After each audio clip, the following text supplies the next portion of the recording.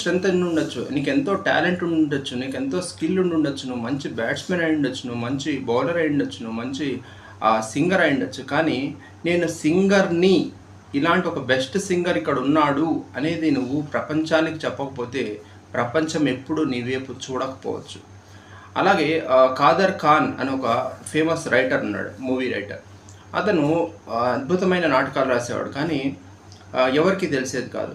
అలాగని తన దగ్గర ఉన్న స్క్రిప్ట్స్ అన్నీ పట్టుకెళ్ళి ఒక్కొక్క స్టూడియోకి తిరిగేంత టైము లేదు, ఆ అలవాటు కూడా లేదు.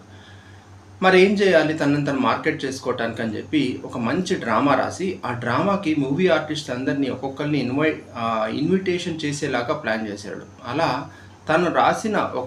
తను డిజైన్ చేసిన, డైరెక్ట్ చేసిన ఒక డ్రామా ముంబై మొత్తంలో ఫేమస్ అయిపోయింది. ఎంత ఫేమస్ అయిందంటే దిలీప్ కుమార్ కూడా వచ్చి ఆ డ్రామా చూసి అద్భుతం అని మెచ్చుకొని తనకి ఇంకో మూవీ రాయమని ఒక నెక్స్ట్ అసైన్మెంట్ ఇచ్చాడు.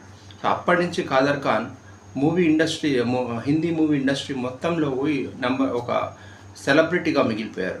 అతను చేసిన మూవీస్ కానీ, అతను చేసిన యాక్టింగ్, డైలాగ్సే కానీ, ఫిలిం రైటింగ్ చేసుకోకపోతే నీ టాలెంట్ ఎవరు వాడుకోకుండా ఉండిపోతుంది.